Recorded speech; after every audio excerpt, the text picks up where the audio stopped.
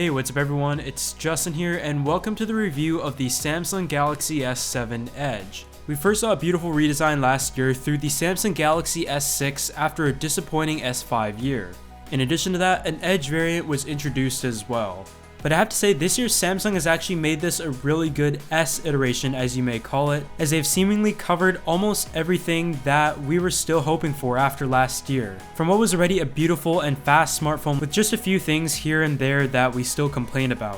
When it came down to deciding which device to pick up, however, without a doubt in my mind, I was going to pick up the S7 Edge. I was already a huge fan of the Edge variant last year, but one thing I wished was that the device was bigger, as it felt like the Edge display seemed to take away from the already small screen real estate. On the spec sheet, this device features a 5.5-inch Quad HD display, a 12-megapixel rear-facing camera, 4 gigs of RAM, a Snapdragon 820 processor, and an Exynos variant in some regions, as well as a 3600 mAh battery, which fixes one of the biggest issues with last year's model. On the bottom, to my surprise, you will not find a USB-C port, but instead what we've been used to, the micro USB port. But that's a bit of a surprise coming from Samsung, as pretty much every flagship that is going to be released this year, aside from the iPhone, is going to have a USB-C port. This device measures in at 5.94 inches tall, 2.86 inches wide, and 7.7 millimeters in thickness, which is slightly thicker than last year.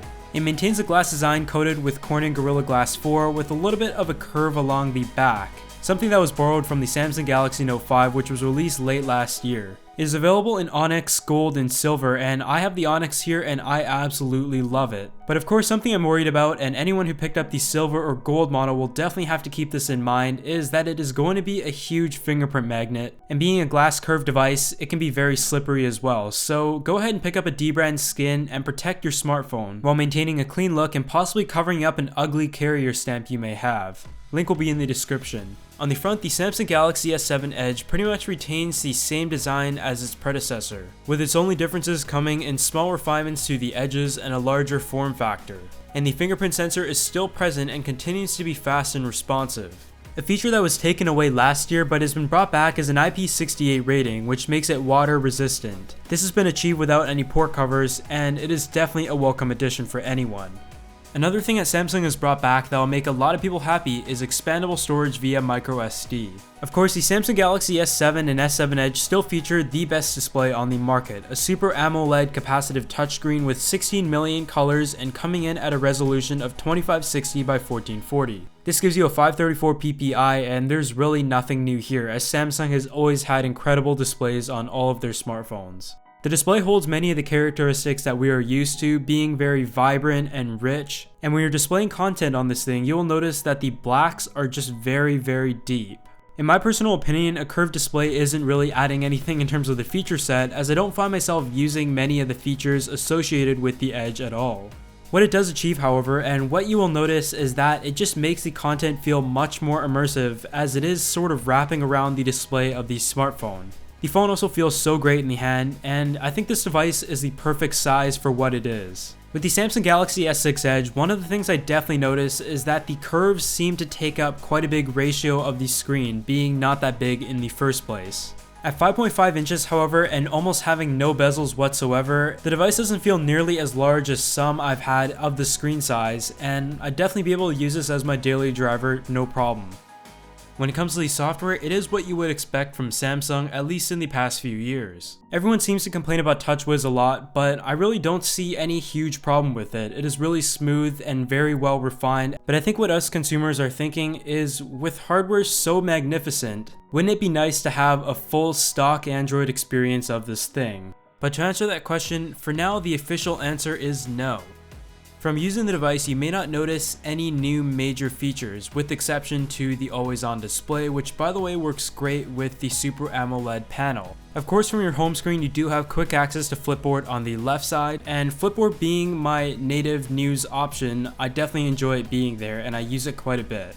Your settings menu does stay pretty much the same, with everything really easy to access, and you're able to search it from the top right. Everything's very well categorized and color coded. In addition to that, going to your camera app, you have all of your modes, your camera switcher, and your settings located on the top or left corner. The camera has gathered a lot of attention and upgrades, so stay tuned for later in this video as I will be going in detail for that. Continuing to go through the menus though, here's a look at the Edge display, and like I mentioned before, I don't really use any of the functions here, but there are some pretty handy ones. Whether it is being able to really quickly slide in from one side to view some of your recent news from Yahoo, or scrolling through some of your favorite contacts, or quickly accessing some apps. Everything is there for you, and it kind of creates its own menu for you to pick and choose what you would like and quickly access.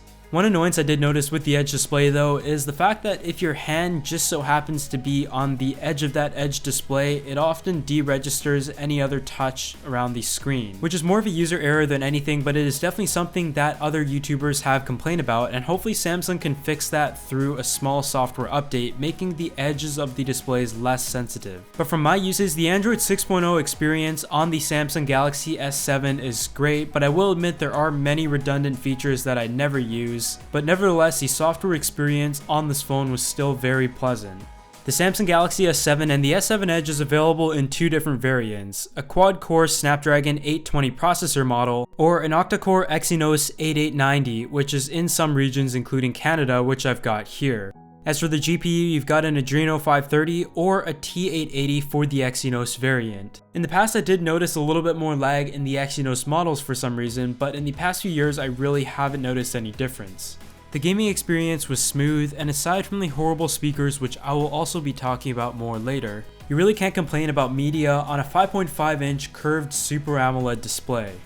One of the most significant changes made this year though is the camera, and Samsung being known over the past few years to be at the lead of the pack for the megapixel race, but also the camera quality, has dialed back a bit and gone with quality instead of quantity when it comes to megapixel count. In the S7 and S7 Edge, you will find a 12 megapixel camera with an f1.7 aperture, allowing 25% more light, while the lower megapixel count and larger pixels as a result of that allow 56% more light as claimed from Samsung. Of course, you still got the capability to record 4K video. But that's not all with the camera. The Samsung Galaxy S7 can focus 3 times faster thanks to a dual pixel autofocus system. On the front, you've got a 5 megapixel front-facing camera, also with an f1.7 aperture, and I personally really like Samsung's selfie cameras as they seem to be the widest of what I've compared them to. But let's go ahead and take a look at some of these samples I've got. When taking a look at some samples, the photo quality is good as you would expect, although there is that small megapixel drop. But in many cases you will not notice that whatsoever unless you're going to be cropping into your images a lot. With the f1.7 aperture, the camera is said to let in much more light, and I definitely noticed that here, and in some cases the camera did overexpose a little more often than it underexposed. The best feature, however, is the speed of the camera. You could double tap the home button from anywhere and it will bring up the camera and be ready to shoot in a fraction of a second. And with the vast improvements of the autofocus system, if you're someone who likes to take photos on the go and doesn't want to miss a shot, this is going to be your best option. The front-facing camera is still great, being very sharp and doing a really good job in the colors, but most of all, compared to any other front-facing camera, I noticed that this is by far the widest one, as this picture was taken with an arm's length away. Moving on to the low light photos, this has been one of the principal improvements that Samsung has stated with the lower megapixel count and larger pixel size. As you can see in this low light environment, the camera did a really good job, and unfortunately my Samsung Galaxy S7 got wiped, so I had lost some of the low light photos I had, but the improvements are definitely there, but nothing really groundbreaking or overly amazing about the low light performance. Taking a look at some 4K video, there really isn't much to say here except for the fact that it is good as before. It is able to balance colors out very nicely, but in some cases it is a little bit on the warmer tone. And once again, with the new autofocus system, you can literally autofocus on anything or moving objects very easily, and it is so fast. The image stabilization though does still have a small jello effect, but it isn't nearly as bad as some of the smartphones I had seen. When you look at the Samsung Galaxy S7, it seems like pretty much every front has been improved or added upon, but one thing that definitely had a huge drawback is the speakers. Samsung has never really been known for having amazing speakers on their smartphone, as they always seem to be placed on the back or the side and were rather tinny, but this year was particularly bad. This is one of the trade-offs you get with the IP68 water resistant rating, as these speakers are relatively loud, but at mid volume they start to get really tinny and unpleasant to listen to, so that is definitely a disappointment. If you're looking for a flagship smartphone and speakers are very important to you, you should definitely look at the Nexus 6P or possibly something from HTC.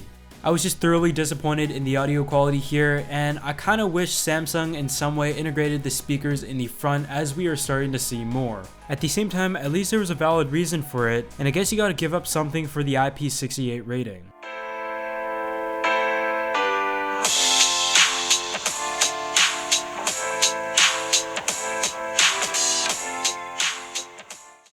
About this time in last year's Samsung Galaxy S6 and S6 Edge review, everything seemed to be amazing. It was one of the best smartphones I had tested out to date at the time, but where many smartphones today come to fall, the battery life was horrible in last year's models. I was getting screen on time of like 3 to 4 hours, and it is just such a shame because with such a great phone you want to be able to use it, but if your smartphone tends to die around halfway through the day, it just isn't practical at all, especially for someone like me.